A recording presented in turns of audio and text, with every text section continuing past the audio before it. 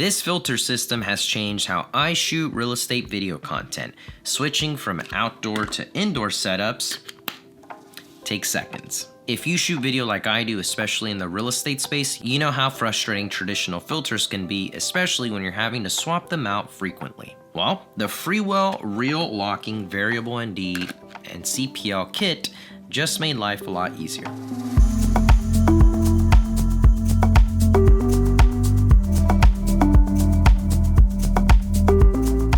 So a quick little backstory on how I use traditional filters, primarily in my real estate media business, so you understand why this is so game changer. Typically, I use a variable ND filter outside to keep my shutter speed correct, especially if I'm shooting someone outside, but even if it's just a property on a cinema camera like my Canon R5C where the shutter speed is locked, thanks to shutter angle, I have to use some sort of ND, so that's where variable ND comes into play, especially for varying light conditions. So I would have to use a traditional variable ND filter screwed on, and then going inside, I would have to take that off and put on my circular polarizer filter. I kid you not, so many times, especially when I'm trying to get through an appointment or just hurry it up, I would be sitting there fiddling with it, trying to screw it on, and I've dropped it plenty of times to where my variable ND is really tough to turn and isn't the best. But it gets even more frustrating now doing what I call content shoots, which is having an agent on camera, shooting them outside, switching and going inside, going back and forth. That gets really frustrating and slows you down, taking off the filter, screwing it back on, all that. Now, it's done that easy. So I use a variable ND CPL outside. Once I'm done shooting the outside, take this off, pop on the CPL, and I'm ready to shoot the inside. Quick little real estate video breakdown on why I use these two filters. Variable ND, like I mentioned, to keep my shutter correct, but the circular polarization to control glare on everything from the grass to the shine on the house. Deepens the blue skies, gives you richer, more saturated colors. But then you don't want to use this inside because it's gonna make your image too dark. You're gonna have to bump your ISO.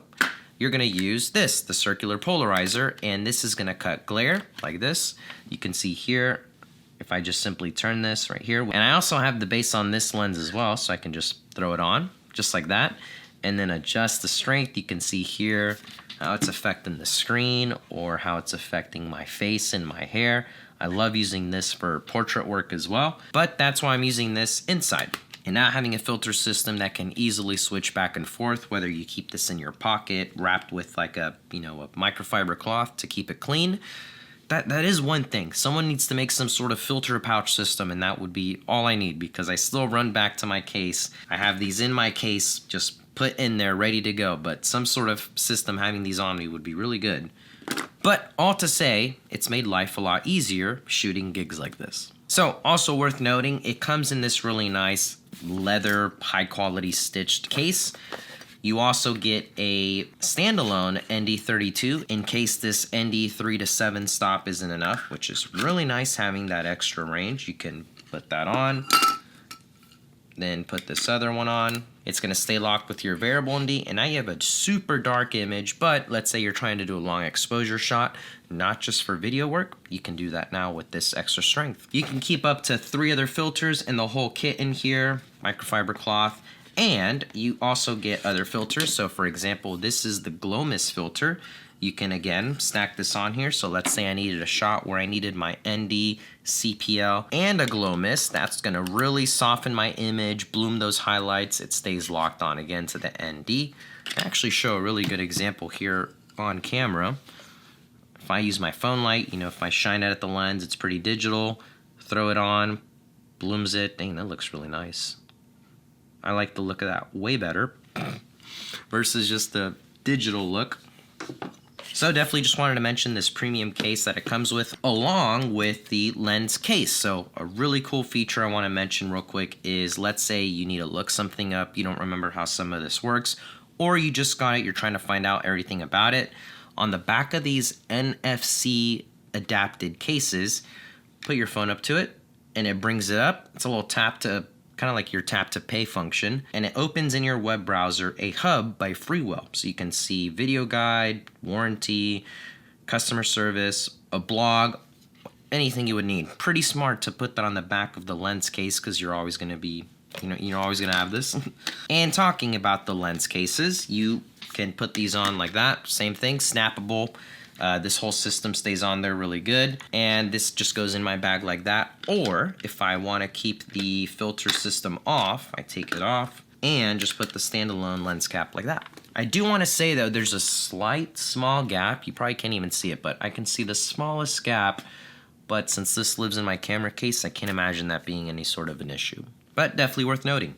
Okay, so now let's talk about the performance of this filter. So this gives you a 3 to 7 ND range, which is really nice because most traditional filters, like the ones that I was using, gives you a 2 to 5 range. Kind of covers all of your general video and photo needs, but if you're filming real time, which is 24 frames per second, a subject outside, and you want to have that compression like on my 24 to 70 at f2.8, keeping your shutter speed correct, it's going to be too bright, and I would normally have to stop down my aperture to around f4 or f5, kind of losing that compression behind them. Well, now with having that 3 to 7 range, I can bring that all the way down, shoot at 2.8, get that depth that I want, and it looks great, exposure's correct. Just the type of shots I've always wanted to do without cranking my shutter. So the front element is your ND strength. What you want to do is set your ND strength first. So let's say we need it, all the way.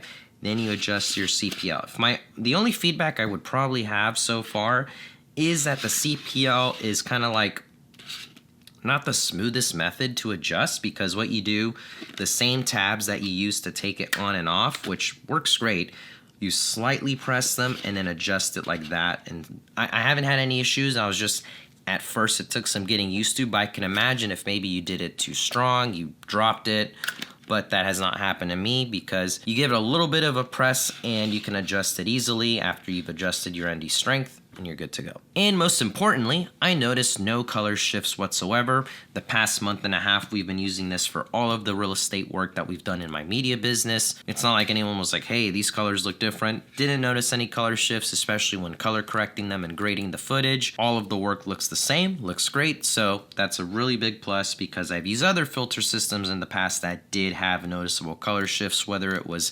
skewing the colors altogether, warming up the image, cooling it down. This seems to give you a pretty natural color. So along with being more of now a creative agency in the real estate space, meaning we're not just shooting real estate video content, but now producing more general content for realtors and small businesses within this field, that's typically having a subject on camera, doing an engaging intro, then whether it's shooting the property or shooting other content for that video. All to say, anything that I've shot in my real estate media business this past month and a half has just been done with these two filters, whether it's been real estate video work, talking head videos, engaging social content, photo work, literally shot photos today, portrait work using a CPL. That's how I always like to do it. Work great with this. Pretty much these are the only two filters I ever need, maybe because I'm not so much in a super creative space where we're using black mist and glow mist filters. I'd rather do that stuff in post if I can, but it's really good quality one, like that shot, so I might actually use that more. All I need in my media business is these two filters, and now instead of having to screw them on and off constantly and get irritated doing that method, I can just put it on, take it off, and we're good to go. So I can honestly say, based on the last month and a half, I'm probably going to use this system for a long time. It's just streamlined the process overall, which is what I'm all about. Trying to shoot the best quality work with the most minimal gear possible, and having a base on my 24 to 70, so the base is how that works, and then also on my 15 to 35. Whenever I'm switching lenses, I can take the CPL off of here, throw it on here, be good to go. Have this system on here. Again, between the two, it's honestly just made it so much easier. So that's pretty much it. Leave a like if you enjoyed, comment down your thoughts, subscribe if you haven't already. I would love for you guys to be part of the channel, and I'll see you guys in the next video. See ya.